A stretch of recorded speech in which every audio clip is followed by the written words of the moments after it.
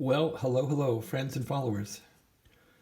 And so I'm still at it with these old amateur radios called Drakes, and I picked up a T4XC.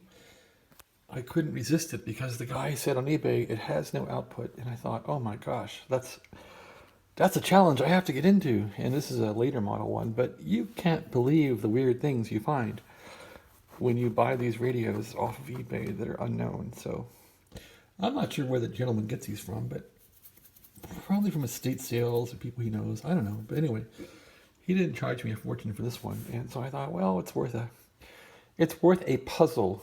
How's that? So this is a Drake T4XC. It's a transmitter. It doesn't receive, it transmits. And so I figured, okay, no output. I checked the obvious things like the TCXO has output. These crystals have output. All these things have combined into the premixer, and then the 5.645 megahertz crystal, which is where's the little devil at? I think it's back here. I don't know where it is, but anyway, that thing had output too. So all that stuff combined, I replaced the premixer tube, I replaced the mixer tube, and then I was able to see some output on cubic. So I thought, okay, this thing basically works. The problem's in the finals. So I started looking here at the finals. The two final tubes here, which are shown right here, and I'm like, okay, let's do some voltage checks on this thing, and I found that it's missing some. Well, first of all, he it looks like they replaced this resistor and they moved it to pin 1, and that's wrong. So pin 7 here is disconnected. So that right there is a problem with this radio. I'm not sure why the guy did that, but it gets even stranger. So let's look in here. I'll show you what's going on. So there's the two finals in there. You see the red sockets. Those are the 6JB6A finals, and yeah, somebody like jammed the resistor in here to pin 1. So I'm trying to get a visual here on where this guy is. Yeah. So it looks like this is going to pin 1, and that's like a 16 ohm resistor. That's this. That's the R50 and R51. There's 16 ohmers. One's going to pin 1 there. So I'm going to take that off, put it back where it goes. I'm not sure why the guy would do that, but someone did that. Not sure why. Okay, so what's weirder is these guys need power. So there's supposed to be like 250 volts coming in here, and there's nothing coming in. So I'm like, well, that's why it doesn't work, obviously. And it gets even weirder. So then I'm looking at these pins, and it's like, well, that power has been diverted. So this power supply board has been diverted, and he's actually sending power out. So there's 250 volts going out through the antenna jacks here. And I'm like, oh my God. So those are labeled antenna, like antenna A, antenna B in the back. And there's like 250 volts coming out of those things. It's like, how dangerous is that? Mislabeled, antenna has no voltage on it. And this guy is sending out 250 volts from the power supply to the antenna jacks. I'm like, holy crap. So anyway, I'm trying to unravel this radio. Luckily, it didn't kill me. Mucking around with the, but yeah, he has voltage coming out of these pins here.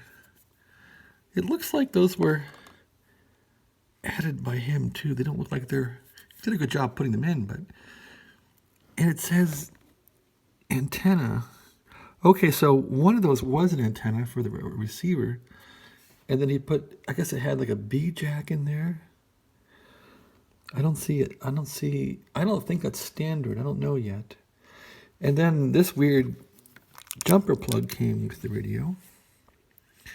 And that would basically jump 250 volts through like an old crappy wire. I'm like, why would somebody do this? So anyway, that's all going to get disconnected by me. I'm not going to have that kind of danger on a radio, which somebody else might end up with. And what's cool is it looks like he put the exciter out here too. So he must have had like an external linear on this thing or something. The guy did a pretty good job. But I'm not going to tolerate high voltage on the back of the radio. That's going to be fixed. So try to get the radio back to being standard as possible. And then he put this transformer wiring in here, which is good wiring. It's old-fashioned stuff. That's about it. And yeah, this thing, you know, has the usual issues, like it has all the switches with, you know, black crud on the contacts here that slide along. The usual black crud, as you can see there. Get that cleaned off. But these tend to work even with black crud because these have like little cutter knives on the stationary contacts. They'll cut through the crud. So even when these get cruddy, they still work. So I don't know what else is wrong with this thing, but the finals have been mucked with, that's for sure. And there's some weirdness with this power board with the TR relay here. So I gotta like trace the wires out in this board and get it back to standard. And what else? Of course it has the usual crud and dirt because I think people that work these things, I don't know, they don't wash their hands. This is hard to turn per usual. Nothing new there. The rest of the controls seem like they work, so, and the radio seems pretty clean in the front, so this might be a keeper for me. I want to end up with a pair of working radios here after all my fixing, and maybe sell a few to people that would appreciate them. That's about it. Okay, well, thanks for watching. Yeah, I'm sorry, I'm in my radio fixing mode now, and I'll probably put in some more diverse videos later once I get this radio stuff out of my system. So, hey, thanks for watching. Thanks for coming along for the ride.